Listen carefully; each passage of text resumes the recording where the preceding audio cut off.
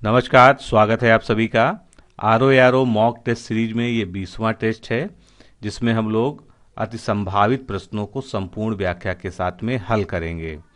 तो लगभग 20 जो कुल अपलोड हो चुके हैं टेस्ट, अगर आपने नहीं देखे हैं तो उनको लगातार रिवाइज करके देखते रहिए, और जिन्होंने देखे हैं वो उनका लगातार रिवीजन भी करते रहे, जिससे आपको सारे फैक्ट जो है याद हो जाएं। साथियों, अगर आप आर ओ परीक्षा की तैयारी कर रहे हैं और आप एक गंभीर अभ्यर्थी हैं तो आप हमारे इस क्रैश कोर्स प्रोग्राम से जुड़ सकते हैं, जिसमें कुल 11 फुल टेस्ट आपको प्रोवाइड कराए जाते हैं और करंट अफेयर्स के 9 टेस्ट। इस तरह से आपको कुल 20 टेस्ट दिए जाते हैं, जिसकी पीडीएफ फाइल आपको मिलती है। ऑनलाइन एग्जाम देने की, ऑनलाइन टेस्ट देने की आपको सुविधा मिलती है, जिससे आप बिल्कुल परीक्षा कक्ष जैसा माहौल महसूस कर सकें।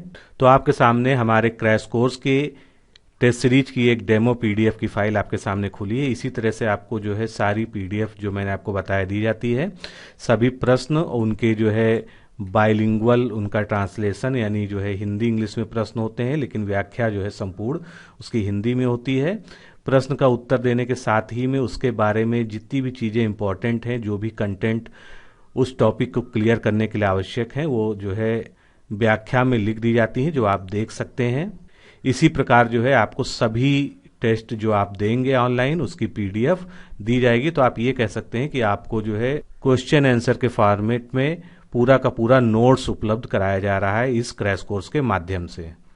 तो सबसे पहले आप हमारे इस डेमो टेस्ट की पीडीएफ फाइल को प्राप्त करें। उसका लिंक इस वीडियो के डिस्क्रिप्शन बॉक्स में, साथ ही पिन कमेंट में दिया हुआ है। अगर आपको कोई असुविधा है, आप उसको नहीं ढूंढ पा रहे हैं, तो आप 9506742546 पर कॉल करके मांग सकते हैं। और अगर आप हमारे क्रैश कोर्स से जुड़ना चाहें तो आप ज्वाइन आरओ लिखकर इसी नंबर पर व्हाट्सएप से भेज दीजिए। आपको क्रैश कोर्स से जुड़ने से संबंधित समस्त जानकारी रिप्लाई में दे दी जाएगी। कम से कम समय में सिलेक्टेड मटेरियल के साथ, टारगेटेड अध्ययन सामग्री के साथ और अति संभावित प्रश्न श्रृंखला के माध्यम से आर ओ परीक्षा की तैयारी के लिए इससे बेहतर विकल्प शायद ही कहीं उपलब्ध है। अतः अपना निर्णय शीघ्र लें और इस क्रैश कोर्स प्रोग्राम से जुड़ें। पहला प्रश्न देखते हैं। निम्नलिखित में से तत्सम तद्भव का सही जोड़ा कौन सा नहीं है? यानी तत्सम तद्भव के कुछ युग्म दिए हैं आपके सामने, इनमें से कौन सा सही नहीं है ये हमको देखना है। तो एक एक करके देखते हैं। दधी का जो है तद्भव क्या होता है? दही होता है, पहला जोड़ा बिल्कुल सही है। अग्निष्टिका का जो है अंगीठी होता है, ये भी बिल्कुल सही है। और पुष्कर का पोखर होता है, ये भी बिल्कुल सही है। लेकिन चक्षु का जो है तद्भव शब्द आंख नहीं होता है। चक्षु का जो है जो तद्भव शब्द होता है वो क्या होता है? चक होता है, जिसका अर्थ जो है आंख ही होता है, लेकिन ये जो है इसका सही तद्भव शब्द है। और अगर हम आंख की बात करें तो आंख का जो तत्सम शब्द होता है वो क्या होता है? अक्षी होता है। तो इसलिए जो है इसका बी ऑप्शन जो है इस प्रश्न का करेक्ट होगा। अगला प्रश्न, निम्नलिखित में से अर्ध तत्सम शब्द क्या है? तो वैसे तो आप जानते हैं कि अर्ध तत्सम शब्द जो है बहुत ज्यादा वैज्ञानिक नहीं है, लेकिन कुछ किताबों में इसका उल्लेख मिलता है, इसलिए इसके बारे में हमको जानकारी तो होना चाहिए, लेकिन ये बहुत ही प्रामाणिक नहीं है। तो जो तत्सम और तद्भव शब्दों के बीच की कड़ी होती है वो अर्ध तत्सम कहलाते हैं। तो जैसे अग्नि क्या है? तत्सम शब्द है, उसका तद्भव क्या है? आग है। और इन दोनों के बीच की जो स्टेज है वो जो है अगिन कहीं कहीं पर बोला जाता है। तो यहाँ पर सी ऑप्शन जो है अर्ध तत्सम माना जाएगा। संस्कृत से वर्तमान स्थायी तद्भव रूप तक पहुंचने के मध्य संस्कृत के टूटे फूटे स्वरूप को हम अर्ध तत्सम कहते हैं। जैसे अग्नि क्या है? तत्सम शब्द है, आग तद्भव शब्द है और अगिन जो है इसका अर्ध तत्सम शब्द है। अगला प्रश्न देखेंगे। निम्नलिखित में से किस वर्ग में सभी कमल के पर्यायवाची हैं? तो आप देख रहे हैं कि बीच बीच में जो है सभी में कमल के पर्यायवाची दिए हैं, लेकिन पूरा ऐसा कौन सा वर्ग है जिसमें सभी कमल के पर्यायवाची हैं? तो इसमें जो है डी ऑप्शन आपका करेक्ट होगा। अब्ज, पंकज और तामरस, ये तीनों ही जो है कमल के पर्यायवाची शब्द हैं, जो एक ही ऑप्शन में दिए हुए हैं। अन्य जो है कमल के पर्यायवाची क्या है? पद्म, अरविंद, सरसिज, नलिन, सरोज, जलज, राजीव और सतदल। विकल्प ए में जो है एक शब्द दिया गया है अंबक, ये आंख का पर्यायवाची शब्द है। उसके अलावा जो उसमें थे विकल्प वो सभी कमल के थे। इसी तरह से विकल्प बी में पुहुप व प्रसून जो है ये दोनों ही शब्द जो है पुष्प के पर्यायवाची हैं, और जो जलज तीसरा शब्द दिया था वो कमल का पर्यायवाची है। विकल्प सी में जो है जो शब्द पद्माकर दिया गया है, सर और ये दोनों तालाब के पर्यायवाची हैं, यानी पद्माकर और सर जो है क्या है, ये तालाब के पर्यायवाची हैं। और सी में ही जो अरविंद दिया गया है ये कमल का पर्यायवाची शब्द है। अगला प्रश्न, द्वैमातुर किसका पर्यायवाची शब्द है? तो थोड़ा सा जो है ये क्वेश्चन टफ हो जाता है, क्योंकि जरूरी नहीं है कि आपने द्वैमातुर शब्द पर कभी ध्यान दिया हो। तो द्वैमातुर शब्द जो है भगवान गणेश का पर्यायवाची शब्द है। ए ऑप्शन यहाँ पर सही होगा। इसके साथ ही जो है लंबोदर, विनायक, गणाधिप, एकदंत, गणपति, हेरंब, गजानन व विघ्नराज ये सभी जो है गणेश जी के पर्यायवाची शब्द हैं। विकल्प में जो है कुबेर, कृष्ण और इंद्र भी दिया था, उनके भी पर्यायवाची देख लेते हैं। तो कुबेर का किन्नरेश, धनद, यक्षराज, राजराज, धनाधिप, नखाहन और धनाधीश हो गया। कृष्ण के पर्यायवाची मुरलीधर, मुरारी, माधव, नंद नंदन, श्याम, कन्हैया, गोपाल, कंसारी, श्याम सुंदर। इंद्र के पर्यायवाची शक्र, वासव, पुरंदर, सुरेश, सचिपति, देवराज, महेंद्र और सुरपति ये सभी इंद्र के प्रमुख पर्यायवाची शब्द हैं। अगला प्रश्न, सर्वदा का विपरीत शब्द क्या है? तो सर्वदा का मतलब जो हमेशा होने वाला हो या हमेशा होता हो। तो सर्वदा का विपरीत क्या हो जाएगा? कभी कभी, या इसको अगर शुद्ध भाषा में लिखा होता है यहाँ पर तो यदा कदा भी शब्द इसके लिए जो है बहुत ही सटीक होता है। तो यहाँ पर जो है कभी कभी जो है इसका विलोम शब्द हो जाएगा। अगला प्रश्न, निम्नलिखित में से पूर्ववर्ती के विपरीतार्थक शब्द या विलोम शब्द कौन से हैं? तो पूर्ववर्ती का एक विलोम क्या हो जाएगा? उत्तरावर्ती हो जाएगा, एक हो जाएगा। दक्षिणावर्ती इसमें गलत है। और दूसरा जो है विपरीतार्थक शब्द जो है पूर्ववर्ती क्या हो जाएगा? परवर्ती हो जाएगा। तो इस तरह से 1 और 3 इसमें सही हैं। दक्षिणावर्ती का जो है विलोम शब्द क्या होना चाहिए था? वामावर्ती होना चाहिए था। और अगर केवल दक्षिण का आपसे विलोम पूछ लिया जाए तो वाम और उत्तर जो है इसका विलोम शब्द होगा। अगला प्रश्न, मसीजीवी निम्नलिखित में से किस एक वाक्यांश के लिए प्रयुक्त होने वाला शब्द है? तो कौन कौन से ऑप्शन हमारे साथ हैं? दूसरों की जीविका पर निर्भर रहने वाला, अपनी कमाई दूसरों पर खर्च करने वाला, कलम की कमाई खाने वाला, या इनमें से कोई नहीं। तो मसीजीवी का जो है सही अर्थ क्या होता है? मसीजीवी जो है पत्रकार या लेखकों के लिए प्रयोग किया जाता है, यानी कलम की कमाई खाने वाला जो है मसीजीवी कहलाता है। इसके अलावा जो है इसको इस तरह से भी लिख सकते हैं, लेखन से जीविकोपार्जन करने वाला जो वर्ग है या व्यक्ति है वो मसीजीवी कहलाता है। अगला प्रश्न, इनमें से कौन सा सही नहीं है? तो वाक्यांश दिए हुए हैं, उनके लिए एक शब्द दिया हुआ है, उनके पेयर में से हमको ये छांटना है कि इनमें से कौन सा सही नहीं है। खाने की इच्छा को क्या कहते हैं? बुभुक्षा कहते हैं। जिजीविषा किसे कहते हैं? जीने की इच्छा को कहते हैं, ना कि जीतने की इच्छा को। जीतने की इच्छा को क्या कहते हैं? जिगीसा कहते हैं। लाभ की इच्छा लिप्सा कहलाती है और पाने की इच्छा भी लिप्सा कहलाती है। तो इस तरह से बी विकल्प जो है इसका सही होगा। जीतने की जो इच्छा होती है उसको जिगीसा कहा जाता है, जबकि जिजीविषा जो है जीने की इच्छा को कहते हैं, और समग्र लाभ पाने की चाह जो है कहलाती है लिप्सा। अगला प्रश्न, निम्नलिखित में से कौन से शब्द विशेषण है? तो भारत कैसा शब्द है? भारत एक विशेष है, इससे क्या बनेगा? भारतीय बनेगा विशेषण। प्रमाण क्या है? प्रमाण भी एक विशेष शब्द है, इससे प्रामाणिक बनेगा। तो एक और 2 जो है दोनों ही क्या है? विशेष हैं, विशेषण नहीं है। विश्वसनीय क्या है? ये विशेषण शब्द है, और वैज्ञानिक भी विशेषण शब्द है। तो इस प्रकार से 3 और 4 जो है विशेषण शब्द हैं। भारत से भारतीय बनता है, प्रमाण से प्रामाणिक बनता है। अगला प्रश्न, रितेश ने नया मास्क पहना है। इस वाक्य में जो नया शब्द है उसका क्या विन्यास करेंगे हम, उसको कैसे वर्गीकृत करेंगे? तो नया शब्द क्या हो सकता है? क्रिया विशेषण है कि विशेषण है, या विशेष्य है, या सर्वनाम है? तो मास्क की विशेषता बता रहा है शब्द कि वो नया है, यानी क्या है? ये विशेषण है। बी ऑप्शन यहाँ पर करेक्ट होगा। अगला प्रश्न, निम्नलिखित में से शुद्ध वाक्य कौन सा है? तो इस तरह के प्रश्न में बहुत ही सावधानी से हमको देखना होता है। एक एक वाक्य को हम चेक करते हैं। प्रत्येक प्राणी को स्वयं आत्मनिर्भर होना चाहिए। अब यहाँ पर क्या गलती दिख रही है? स्वयं का भी प्रयोग किया गया है और आत्म का भी प्रयोग किया गया है, जो कि जो है एक ही अर्थ देते हैं। तो यहाँ पर स्वयं का प्रयोग नहीं होना चाहिए था, यहाँ पर आत्मनिर्भर केवल लिखा होता तो ये वाक्य सही हो जाता। फिर प्रत्येक प्राणी को अपने आप पर आत्मनिर्भर होना चाहिए। अब अपने आप पर भी यहाँ पर लिखा है, आत्मनिर्भर में आत्म लगा हुआ, दोनों का अर्थ एक ही है यानी स्वयं। तो ये भी जो है सेंटेंस जो है गलत हो गया। प्रत्येक प्राणी को स्वतः आत्मनिर्भर होना चाहिए, यहाँ भी स्वतः और आत्म का प्रयोग किया गया है जिसका सेंस एक ही है, इसलिए ये भी सेंटेंस बिल्कुल गलत है। प्रत्येक प्राणी को आत्मनिर्भर होना चाहिए, तो डी ऑप्शन जो है यहाँ पर बिल्कुल करेक्ट होगा।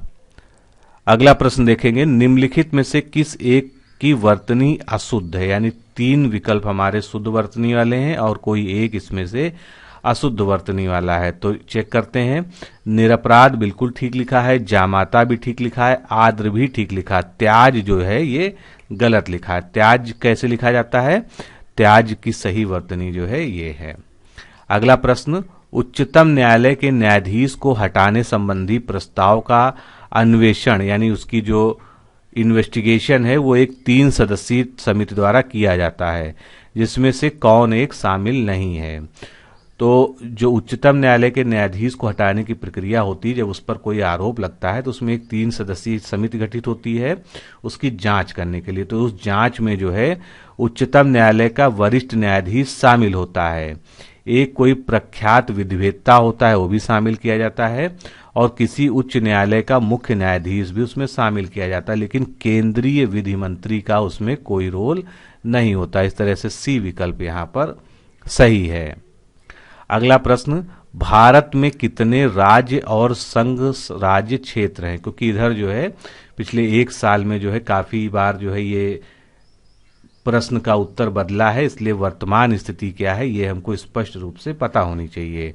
तो अब भारत में जो है 28 राज्य हैं और 8 संघ राज्य क्षेत्र या केंद्र शासित प्रदेश हैं। तो सी ऑप्शन जो है यहाँ पर ठीक होगा। जम्मू कश्मीर पुनर्गठन विधेयक 2019 को मंजूरी मिलने के बाद जम्मू और कश्मीर राज्य को 2 संघ राज्य क्षेत्रों जम्मू कश्मीर व लद्दाख में पुनर्गठित कर दिया गया है। यानी ये एक राज्य था, इसको जो है बांट के 2 केंद्र शासित प्रदेश बना दिए गए। इसी प्रकार दादर नागर हवेली और दमन द्वीप जो है दोनों संघ राज्य क्षेत्रों को आपस में विलीन कर दिया गया है, और ये जो है 26 जनवरी 2020 से दादर नागर हवेली और दमन द्वीप का एक नया संघ राज्य क्षेत्र बनकर प्रभावी हो चुका है। तो इस प्रकार वर्तमान में 28 राज्य व 8 संघ राज्य क्षेत्र हैं।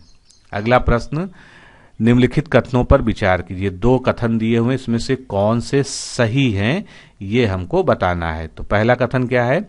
सुभाष चंद्र बोस ने कांग्रेस के अध्यक्ष का पद त्याग करने के बाद 3 मई 1939 को फॉरवर्ड ब्लॉक की स्थापना की थी। बिल्कुल सही कथन है ये।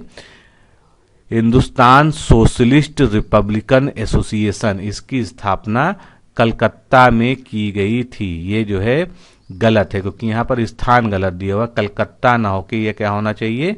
दिल्ली होना चाहिए था। दिल्ली में इसकी स्थापना की गई थी। 1928 में फिरोज शाह कोटला मैदान में जो है एक बड़ी रैली बुलाई गई थी, जिसमें भारत के जो है उस समय के प्रसिद्ध सारे क्रांतिकारी जो है जतिन दास, चंद्रशेखर आजाद आदि मौजूद थे। तो वहीं पर जो है हिंदुस्तान सोशलिस्ट रिपब्लिकन एसोसिएशन की स्थापना की गई थी। तो इसमें से केवल एक कथन यानी पहला कथन जो है सही है। अब जो है सुभाष चंद्र बोस जी के बारे में जान लेते हैं। तो कांग्रेस के हरिपुरा जो कि गुजरात में है, इसके अधिवेशन की अध्यक्षता सुभाष चंद्र बोस ने फरवरी 1938 में की थी। ये कांग्रेस का 52वां अधिवेशन था। दूसरी बार वे 1939 में त्रिपुरी जो कि मध्य प्रदेश में है, कांग्रेस अधिवेशन में गांधी जी के विरोध करने के बाद भी अध्यक्ष पद के लिए चुन लिए गए, और उन्होंने इस चुनाव में पट्टाभी सीतारमैया जो गांधी जी के समर्थित कैंडिडेट थे उनको पराजित कर दिया था। पराजय के बाद गांधी जी ने कहा कि पट्टाभी की हार मेरी हार है, यानी उसको जो है बहुत गंभीरता से गांधी जी ने लिया। इसी से जो है दोनों लोग के बीच जो है वैचारिक मतभेद हो गए। तो सुभाष चंद्र बोस ने कांग्रेस के अध्यक्ष का पद त्याग कर दिया। उसके बाद 3 मई 1939 को फॉरवर्ड ब्लॉक नामक अपनी एक अलग संस्था या पार्टी की स्थापना की।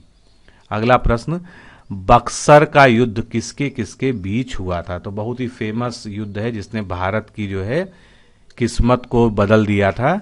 बक्सर का युद्ध जो है अंग्रेजों के और सुजाउद्दौला की संयुक्त सेना के बीच हुआ था। बक्सर का युद्ध 22 अक्टूबर 1764 को अंग्रेज और सुजाउद्दौला के साथ कौन थे? मीर कासिम एवं शाह आलम द्वितीय की संयुक्त सेना थी जिसमें अंग्रेजों की विजय हुई थी। जब बक्सर का जिक्र चलता है तो प्लासी का जिक्र जरूर होना चाहिए, क्योंकि प्लासी का युद्ध इससे पहले हुआ था। प्लासी का युद्ध 23 जून 1757 को हुआ था। भारत में ब्रिटिश प्रभुत्व की स्थापना का इसको प्रारंभ माना जाता है। और बक्सर का युद्ध जो है फाइनल जो है इस प्रारंभ का जो है शुभारंभ था। पूरी तरह से ब्रिटिश शासन का जो है द्वार भारत में खुल गया था। तो यह युद्ध बंगाल के तत्कालीन नवाब सिराजुद्दौला और रॉबर्ट क्लाइव के नेतृत्व में अंग्रेजी सेना के मध्य हुआ था। इस युद्ध में अंग्रेजों की विजय हुई और उनका बंगाल पर अधिकार हो गया था। इस विजय से ईस्ट इंडिया कंपनी को व्यापक वाणिज्यिक अधिकार प्राप्त हुए, जिनसे अर्जित किए गए लाभों से उनकी सैन्य एवं राजनीतिक शक्ति में निरंतर वृद्धि हुई और भविष्य में बंगाल के बाहर राजनीतिक प्रभुत्व के विस्तार की पृष्ठभूमि तैयार हुई। तो इन दोनों को जो है समअप कैसे करते हैं? ये सत्य है कि प्लासी का युद्ध तो षड्यंत्र का परिणाम था, लेकिन बक्सर का जो युद्ध था ये अंग्रेजों की अनुशासित व आधुनिक फौज की विजय थी। बक्सर के युद्ध के पश्चात ही भारत में वास्तविक रूप से ब्रिटिश प्रभुत्व की स्थापना हुई। कई बार पूछा जाता है, प्लासी और बक्सर दोनों जो है ऑप्शन में होते हैं, उसमें पूछा जाता है भारत में वास्तविक रूप से ब्रिटिश प्रभुत्व की स्थापना कब हुई थी? तो आपका उत्तर क्या होना चाहिए? बक्सर के युद्ध से। अगला प्रश्न, छोटा नागपुर पठार या छोटा नागपुर पेटी के अंतर्गत जो है, यहाँ पर पेटी का संदर्भ क्या है? पेटी का संबंध ये है कि खनिज पेटी। तो छोटा नागपुर पेटी के अंतर्गत कौन कौन से क्षेत्र सम्मिलित हैं? तो इसमें झारखंड आता है, उड़ीसा का भी क्षेत्र आता है और पश्चिम बंगाल का भी क्षेत्र आता है। इस तरह से तीनों ही क्षेत्र इसमें समाहित है। खनिजों के वितरण के आधार पर छोटा नागपुर पेटी प्रायद्वीपीय भारत के उत्तर पूर्व भाग में विस्तृत है। इस पेटी के अंतर्गत झारखंड, उड़ीसा तथा पश्चिमी बंगाल राज्यों को समाहित किया गया है। यहाँ से विभिन्न प्रकार के खनिज प्रचुर मात्रा में मिलते हैं। अगला प्रश्न, तांबा उत्पादन में अग्रणी क्षेत्र मलाज खंड व तरेगांव ये दोनों ही किस राज्य का हिस्सा हैं? तो तांबा उत्पादन में अग्रणी मलाज खंड व तरेगांव जो है किसका हिस्सा है? मध्य प्रदेश का। ए ऑप्शन जो है यहाँ पर सही होगा। अब कुछ तांबा उत्पादक राज्य व उनके क्षेत्र देख लेते हैं। तो राजस्थान में कौन कौन से प्रमुख क्षेत्र हैं? खेतड़ी, सिंघाना, खोदरीवा, भगोनी जो झुंझुनू और अलवर जिलों में है। झारखंड में मोसावानी, सुरदा, धोवानी, पाथरगोड़ा, राखा, सोनामाखी ये सिंह भूमि पूर्वी जिले में है। आंध्र प्रदेश में कौन से क्षेत्र हैं? अग्निगुंडल गुनी ये गुंटूर जिला में है। अगला प्रश्न देखेंगे, निम्नलिखित में से गलत कथन कौन सा है? यानी इसमें से हमको एक असत्य कथन को चुनना है। एक एक करके देखते हैं। एंजियोस्पर्म के प्रजनन संबंधी भाग फूल में स्थित होते हैं। तो एंजियोस्पर्म को हम पुष्पी पादक कहते हैं, यानी जिन पौधों में फूल लगते हैं उनको हम एंजियोस्पर्म के नाम से जानते हैं। तो इनमें जो प्रजनन संबंधी भाग होते हैं वो सभी जो है फूल में ही स्थित होते हैं। बिल्कुल सही है। पौधों में साइटोकाइनिन कोशिका विभाजन में सहायक नहीं होता है। तो साइटोकाइनिन क्या होता है? ये जो है प्लांट हार्मोन है जो सेल डिवीजन के लिए जरूरी होता है, उसका रोल ही होता है सेल डिवीजन करना, इसलिए ये कथन गलत है। मुकुलन या जिसको बडिंग कहते हैं, इसमें असमान अनुपात अनुजात कोशिकाओं का उत्पादन होता है, ये भी कथन जो है बिल्कुल सही है। और शुक्राणुओं का जो है स्पर्म्स का निर्माण जो है टेस्टिस या वृषण में होता है, ये भी कथन बिल्कुल सही है। तो यहाँ पर बी ऑप्शन जो है ठीक होगा। गतिज ऊर्जा यानी कैनेटिक एनर्जी का अभिव्यंजक या सूत्र क्या है? तो कैनेटिक एनर्जी को हम कैसे जो है व्यक्त करते हैं? हम लोग हमेशा लिखते हैं K बराबर ½ mv²। तो ए ऑप्शन जो है इसका सही होगा। गतिज ऊर्जा होती क्या है? किसी पिंड का वह अतिरिक्त ऊर्जा जो उसके रेखीय वेग अथवा कोणीय वेग अथवा दोनों के कारण होती है, उसको हम गतिज ऊर्जा कहते हैं। इसका मान उस पिंड को विरामावस्था से उस वेग तक त्वरित करने में किए गए कार्य के बराबर होता है। यदि किसी पिंड की गतिज ऊर्जा ई हो तो उसे विरामावस्था में लाने के लिए ई के बराबर ऋणात्मक कार्य करना पड़ेगा। तो गणित ऊर्जा का सूत्र जो है के बराबर हाफ एम वी स्क्वायर होता है। यहाँ पर एम क्या होता है, उस पिंड का द्रव्यमान होता है, और वी जो है रेखीय वेग होता है या वेग होता है। अगला प्रश्न देखेंगे, राष्ट्रीय आय से संबंधित है। राष्ट्रीय आय से संबंधित निम्नलिखित कथनों पर हमको विचार करना है। तो राष्ट्रीय आय के बारे में जो है और इसमें हमको करना क्या है, उपयुक्त में से कौन सा सही नहीं है हमको ये बताना है। तो किसी भी अर्थव्यवस्था में एक वर्ष के दौरान केवल सेवाओं का मूल्य राष्ट्रीय आय कहलाता है, बिल्कुल गलत है। राष्ट्रीय आय का आकलन एवं प्रकाशन का दायित्व रिजर्व बैंक ऑफ इंडिया का है, ये भी कथन गलत है। वर्ष 1949 में राष्ट्रीय आय समिति का अध्यक्ष पीसी महालनोबिस को बनाया गया था, बस एक कथन सही है, तीसरा। तो इस तरह से पहला और दूसरा दोनों ही कथन गलत हैं। अब इसके बारे में हम डिटेल जानते हैं। राष्ट्रीय आय या नेशनल इनकम, तो राष्ट्रीय आय से तात्पर्य किसी देश की अर्थव्यवस्था द्वारा पूरे वर्ष के दौरान उत्पादित अंतिम वस्तुओं या सेवाओं का मूल्य का योग का बराबर होता है। तो इसमें अंतिम वस्तुएं और सेवाएं दोनों ही शामिल हैं, जबकि प्रश्न में क्या कहा गया था, केवल सर्विसेज की बात की गई थी, और इसमें विदेशों से अर्जित शुद्ध आय भी शामिल होती है। बाजार की कीमतों पर सकल राष्ट्रीय उत्पाद में से अप्रत्यक्ष कर और मूल राशि को घटाकर उपादान को जोड़ने पर, उपादान यानी सब्सिडी, राष्ट्रीय आय प्राप्त होती है। तो अगर हम राष्ट्रीय आय को एक फार्मूले में रखें तो बाजार की कीमत पर शुद्ध राष्ट्रीय उत्पाद, उसके बाद जो है उसमें से घटाना क्या है, अप्रत्यक्ष कर, और उसमें जोड़ना क्या है, उपादान उसमें जोड़ देना है। तो भारत में राष्ट्रीय आय का गणना एवं संबंधित आंकड़ों का जो प्रकाशन होता है वो केंद्रीय सांख्यिकी कार्यालय या संगठन, जिसको हम सीएसओ के नाम से जानते हैं, इसके द्वारा किया जाता है। अब सीएसओ के बारे में देख लेते हैं। इसका गठन 2 मई 1951 को किया गया था, जिसका मुख्यालय नई दिल्ली में स्थित है। ये भारत में राष्ट्रीय आय की गणना करता है। इस संगठन के संस्थापक पीसी महालनोबिस थे। स्वतंत्र भारत में राष्ट्रीय आय का सबसे पहला सरकारी अनुमान 1948-49 में वाणिज्य मंत्रालय द्वारा प्रकाशित किया गया था, और 1949 में राष्ट्रीय आय समिति के अध्यक्ष जो है पीसी महालनोबिस को बनाया गया था। अगला प्रश्न आपके सामने है, भारत में पूंजी निर्माण के आंकड़े एकत्र करने का कार्य कौन करता है। यहाँ पर ध्यान देना है, पूंजी निर्माण के बारे में पूछा गया है। तो पूंजी निर्माण के आंकड़े एकत्र करता है केंद्रीय सांख्यिकी संगठन और साथ में भारतीय रिजर्व बैंक, दोनों लोग जो है सम्मिलित रूप से। तो इस प्रकार डी ऑप्शन यहाँ पर सही होगा, ए और बी दोनों ही। भारत में पूंजी निर्माण के आंकड़े एकत्र करने का कार्य केंद्रीय सांख्यिकी संगठन यानी सीएसओ और भारतीय रिजर्व बैंक दोनों का ही है। अगला प्रश्न कंप्यूटर टेक्नोलॉजी से रिलेटेड है। निम्नलिखित में से किसका मिलान सही नहीं हुआ है, नहीं के बारे में हमको बताना है। तो बिट क्या होता है, बिट आप जानते हैं किसी भी कंप्यूटर की जो गणना की इकाई होती है उसकी सबसे छोटी इकाई बिट है। तो इसमें एक बिट के 0 से 7 तक के 8 मान हो सकते हैं, ये जो है बिल्कुल गलत दिया हुआ है। एक बिट जो है बाइनरी कोड में जो है 0 1 केवल 2 ही उसके मान हो सकते हैं, या तो 0 हो सकता है या 1 हो सकता है, इसलिए ए ऑप्शन जो है इसका सही होगा। बिट कंप्यूटर मेमोरी की सबसे छोटी इकाई है। एक बिट का केवल एक ही मान होता है, 0 हो सकता है या 1 हो सकता है। अगला प्रश्न, 4 बिट्स किसके बराबर होते हैं। तो 4 बिट्स जो है 1 निब्बल के बराबर होते हैं, ए ऑप्शन यहाँ पर ठीक होगा। अब बाकी जो है गणना की इकाइयों को भी देख लेते हैं। तो 4 बिट बराबर 1 निब्बल, 8 बिट्स मिलके 1 बाइट बनाते हैं, 1 बाइट्स बनाते हैं, और 1024 बाइट्स मिलके 1 केबी या 1 किलोबाइट बनाते हैं।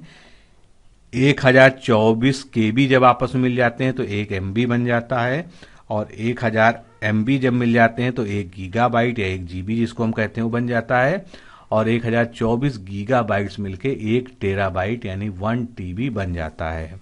अगला प्रश्न, रवीश कुमार के स्थान पर किसे विदेश मंत्रालय का नया प्रवक्ता नियुक्त किया गया है? तो ये अभी अप्रैल में चेंज हुआ है।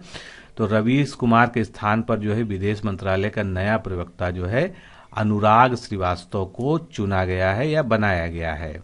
अगला प्रश्न, किस क्रिकेट टीम के पूर्व क्रिकेटर जॉक एडवर्ड्स का हाल ही में 64 वर्ष की आयु में निधन हो गया? तो बहुत ही फेमस क्रिकेटर हैं ये जॉक एडवर्ड्स। ये जो है न्यूजीलैंड क्रिकेट टीम के पूर्व क्रिकेटर जॉक एडवर्ड्स का हाल ही में 64 वर्ष की आयु में निधन हो गया। उन्होंने टेस्ट मैच और 8 वनडे इंटरनेशनल मैच खेले हैं। अगला प्रश्न, कृषि के कुछ प्रकार दिए हुए हैं, किस प्रदेश में वो होते हैं, इसको जो है हमको सुमेलित करना है। तो एक एक करके चलिए शुरू करते हैं। कुमारी, ये जो है कृषि का प्रकार है जो पश्चिमी घाट में जो है होता है। पामा डरबी, ये जो है कहाँ पर होता है? ये उड़ीसा राज्य में होता है। बलरा जो है ये राजस्थान की एक कृषि का प्रकार है। और खील जो है हिमाचल प्रदेश की एक कृषि का प्रकार है। तो कौन सा ऑप्शन ठीक हुआ इसमें? सी ऑप्शन ये ठीक हुआ। एक बार इसको फिर से रिवाइज कर लीजिए। कुमारी पश्चिमी घाट, पामा डरबी उड़ीसा में कृषि होती है, बलरा जैसी कृषि जो है राजस्थान में होती है, और खील कृषि जो है हिमाचल प्रदेश में होती है। अगला प्रश्न, पर्यावरण किन घटकों से मिलकर बनता है? तो पर्यावरण जो है एक व्यापक टर्म है, या जो है अगर हम कहें इन्वायरमेंटल जो है, इन्वायरमेंट एक बड़ा टर्म है। तो इसमें सभी कुछ आता है, जीवी घटक भी आते हैं यानी बायोटिक फैक्टर होते हैं, ए बायोटिक फैक्टर यानी अजैव घटक भी आते हैं। उसके अलावा भू आकृतिक घटक भी आते हैं। तो 1, 2, 3 इसमें तीनों ही जो है सही होगा। पर्यावरण जीवी घटकों, भू आकृतिक घटकों तथा अजैव घटकों से मिलकर बनता है। लेकिन कभी प्रश्न अगर इस तरह से आ जाए कि पर्यावरण के प्रमुख घटक कौन से हैं, तो आपको प्रमुख में केवल 2 बनाना पड़ेगा, जीवी घटक या जैविक घटक, और दूसरा जो है अजैविक घटक जो है। अगला प्रश्न, दक्षिण अफ्रीका की राजधानी क्या है? बहुत ही आसान प्रश्न है। दक्षिण अफ्रीका या साउथ अफ्रीका की राजधानी क्या है? Cape Town. बी ऑप्शन जो है इसका करेक्ट होगा। कुछ अन्य देश जैसे सेशल्स की राजधानी क्या है? विक्टोरिया है। कांगो की राजधानी किंशासा है। कोलंबिया की राजधानी बोगोटा है। अगला प्रश्न, 100 रुपए के नए नोट पर कौन सी आकृति छपी है? तो जो 100 रुपए का नया नोट जारी हुआ है उस पर रानी की वाव जो कि प्रसिद्ध ऐतिहासिक इमारत है उसकी जो है आकृति छपी है, और ये लेवेंडर कलर का नोट है। तो दोस्तों आज के सीरीज में इतना ही, फिर मिलते हैं अगले टेस्ट में। नमस्कार, धन्यवाद।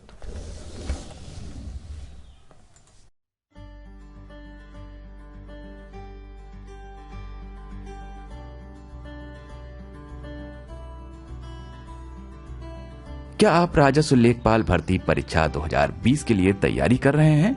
तो जुड़िए हमारे 90 दिन के क्रैश कोर्स प्रोग्राम से। इस क्रैश कोर्स का उद्देश्य छात्रों को घर बैठे राजस्व लेखपाल परीक्षा की संपूर्ण तैयारी करवाना है।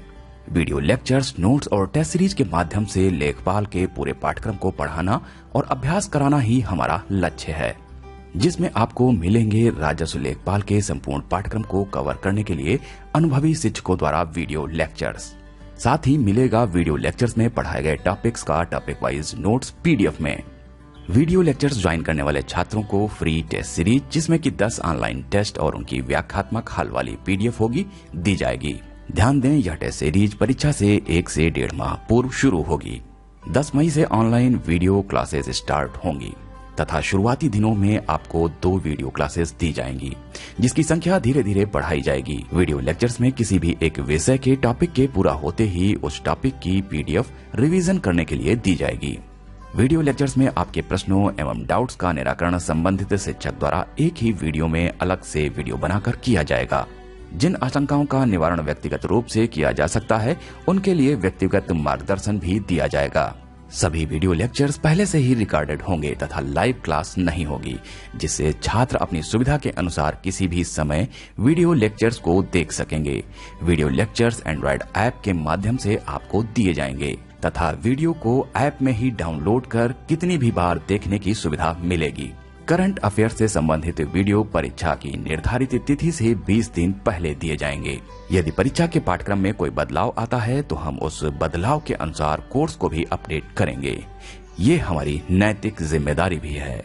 तो जुड़िए हमारे राजस्व लेखपाल भर्ती परीक्षा 2020 के 90 दिन के क्रैश कोर्स प्रोग्राम से।